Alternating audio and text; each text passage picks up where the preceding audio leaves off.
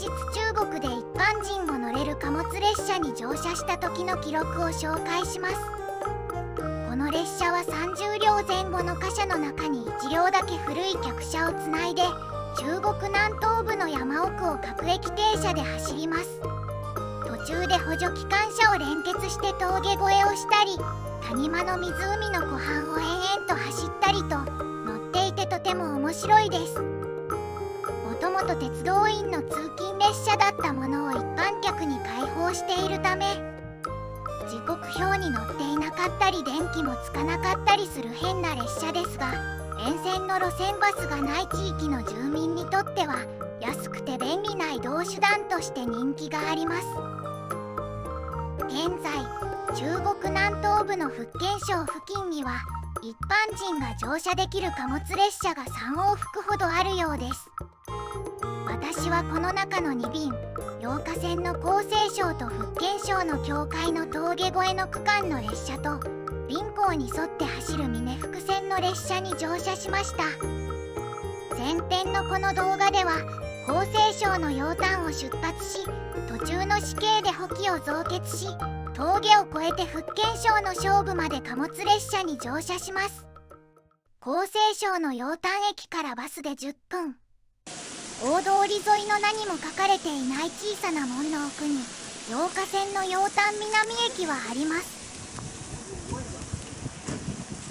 駅の正面口は閉鎖されていて、脇にある業務用の入り口から駅に入ります。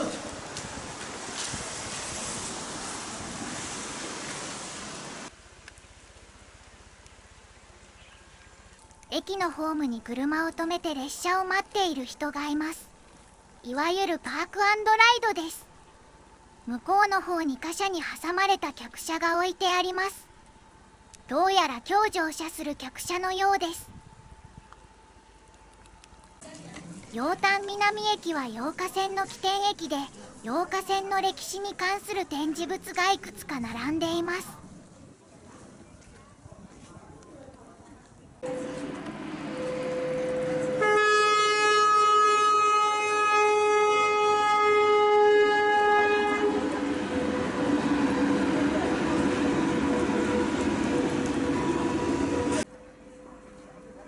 午後1時半、今回乗車する貨物列車40127列車がやってきました。 SS4 型機関車が20両以上の貨車を従えています。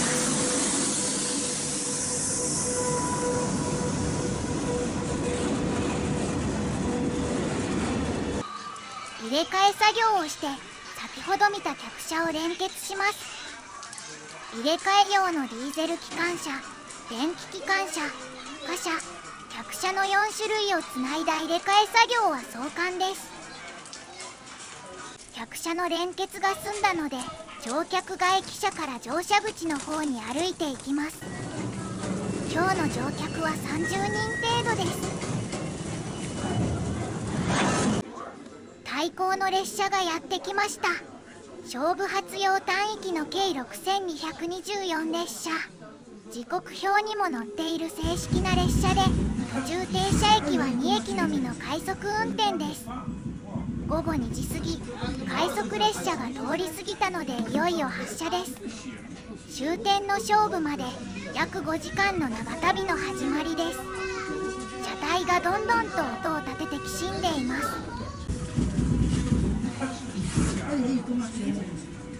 後ろに大量の貨車があるので、客車に大きな引っ張り力がかかっているのです。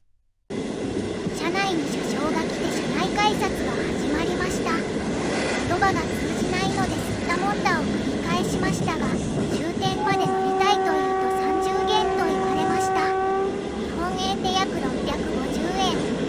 各駅停車なのに快速列車よりも高い値段です。しかも決済は現金のみです。中国の鉄道で現金決済しか使えない場所はここだけかもしれません。ここで楊華線について紹介します。楊華線は1950年代に福建省に出入りする最初の鉄道として、江西省の楊丹から福建省のアモイまで建設されました。その後1950年代から1990年代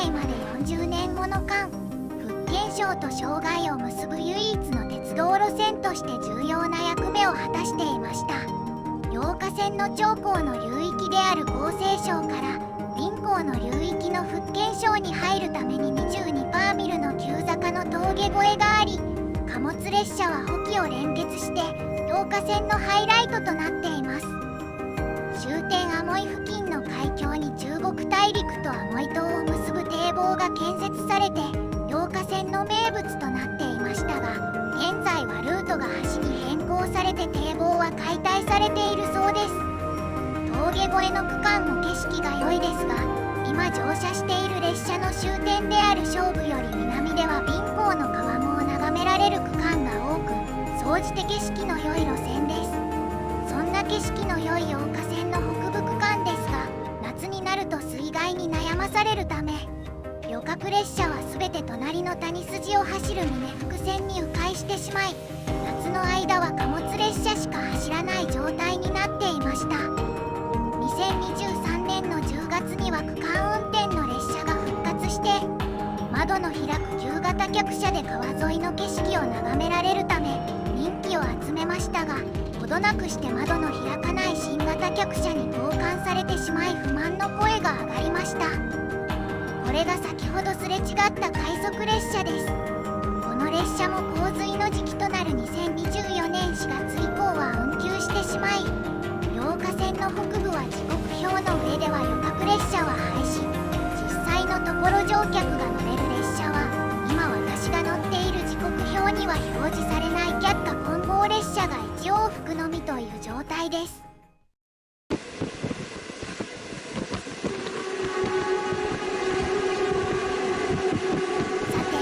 列車は緩い坂を登りながら山奥に分け入っていきます。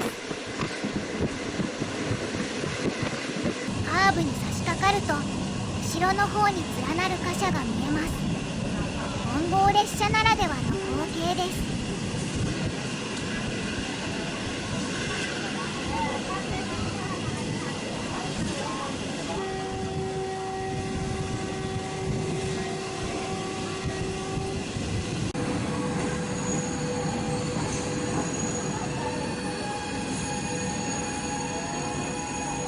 かなり古い駅名標が全ての駅で残っています。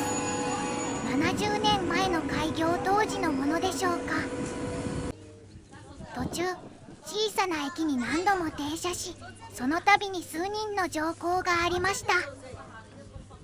多くの路線で長距離列車と貨物列車が増発されると同時に各駅停車が廃止されてきた中国国鉄では、各駅停車が走る路線も数少なくなっています。車内の乗車率は 50% ほどで盛況です。相席になった少年と仲良くなって連絡先を交換することもありました。たまには混んでいる列車に乗るのも悪くないですね。貨物列車と何度もすれ違います。旅客は近年開業した高速線に移りましたが、在来線は貨物列車の幹線として大事な役割があります。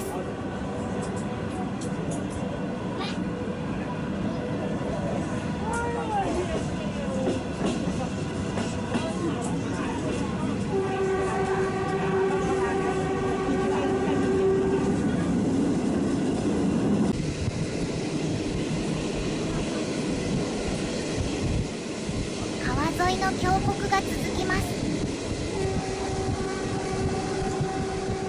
電気がつかないのでトンネルに入ると車内は真っ暗です。トイレは一応使えますが、水タンクが空なので水が流れず臭いです。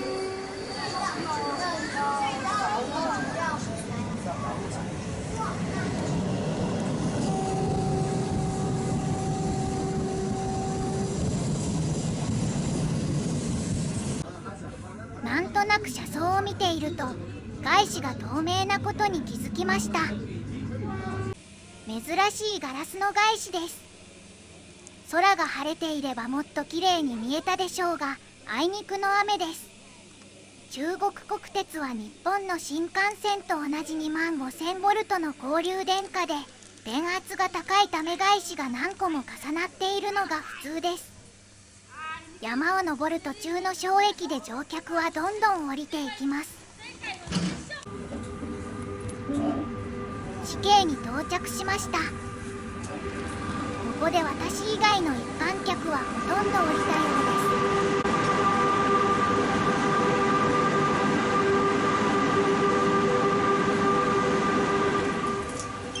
す。死刑は機関区がある拠点駅で SS4 型が留置されています。ホームに降りて客車を見てみます。25B 型客車は旧型の客車と同じ方式で、車輪の横部分の発電機で照明や放送の電力を賄っています。冷房はなく、暖房をつけるときは暖炉に石炭を入れます。しかし、この客車は車軸と発電機をつなぐベルトがありません。これでは電気もつかないわけです。ここ死刑から先は峠越えの区間となります。22パーミルの急勾配を登るために機関車を増結します。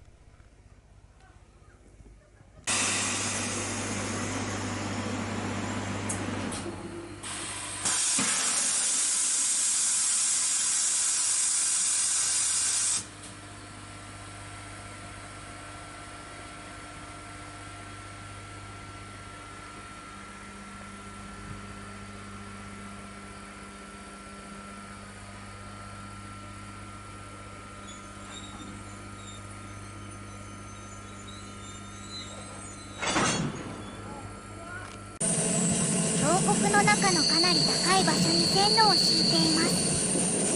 こうしないとこの先山を登りきれないのでしょう。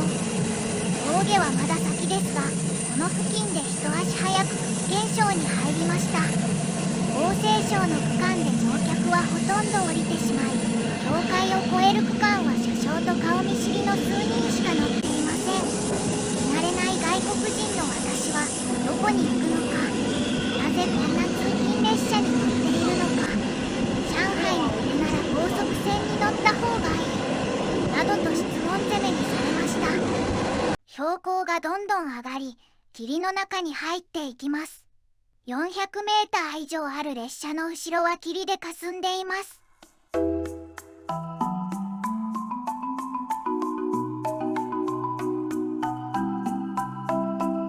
斜面の下に見える小さな集落が長江の流域で最後の村です。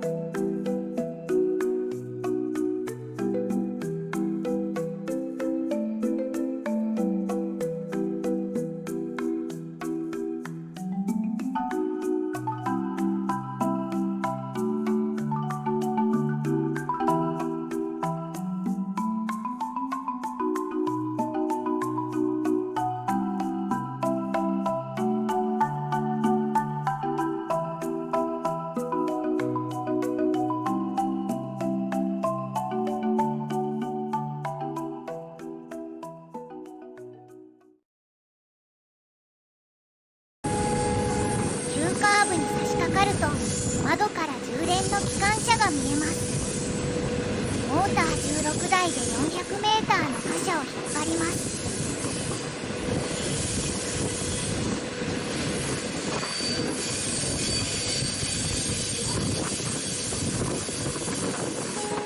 勾配表が見えました。上り19パーミル、水平に 1km 進むごとに垂直に 19m 登るという意味で、貨物列車にとっては急な坂です。ト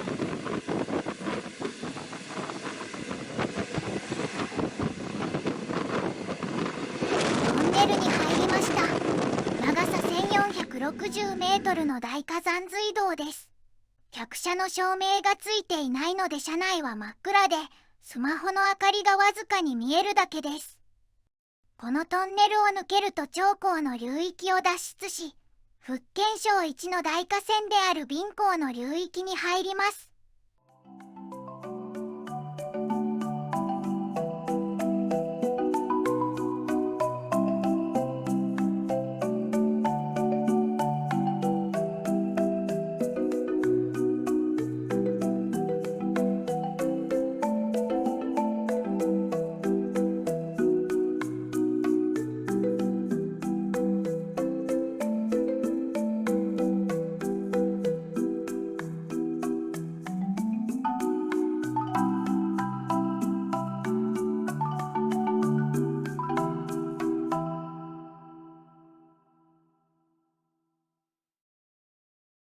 乗客のおじさんの鼻歌が聞こえてきます。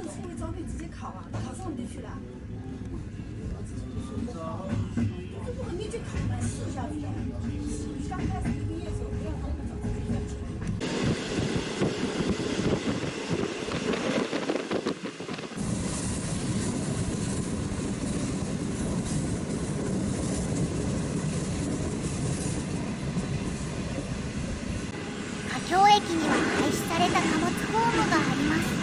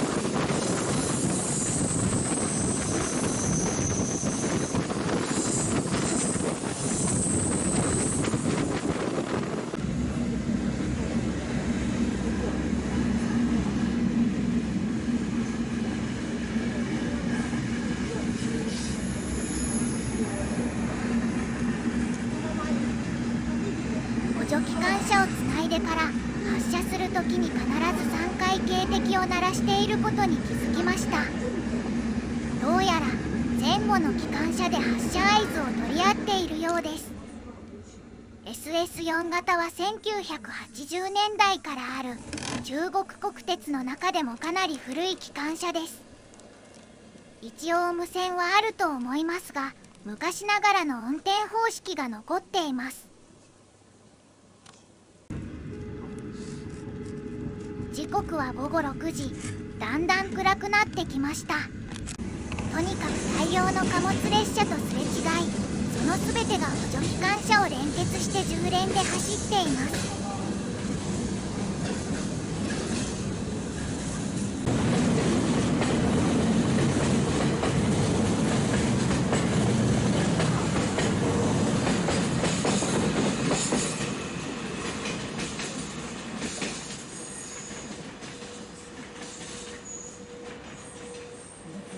山下りが終わって憫江の大きな支流がある江沢に到着です。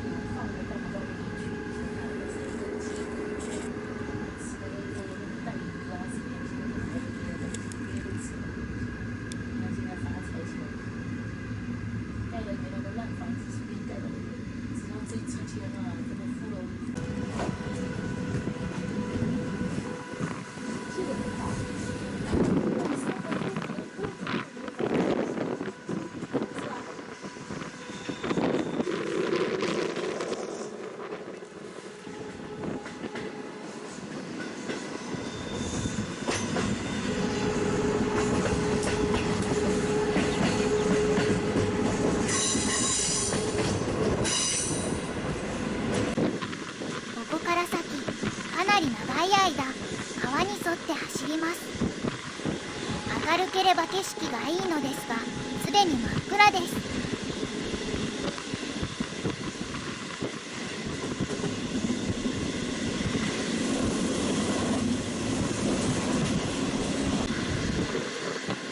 川の対岸に五重の塔が見えます。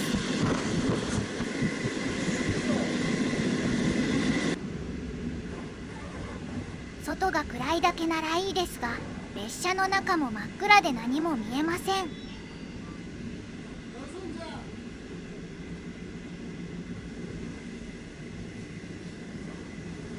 午後7時、ついに終点の勝負に到着です。なんとホームではなく貨物用の側線に到着しました。電気がなく車内放送ができないため、車掌から直々に降りろと言われて下車します。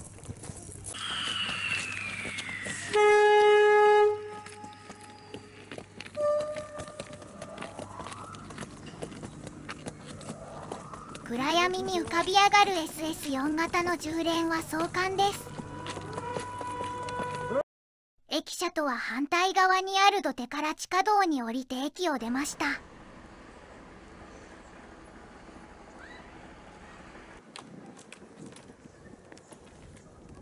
学校の体育館の脇には爆竹を燃やす場所という看板があります。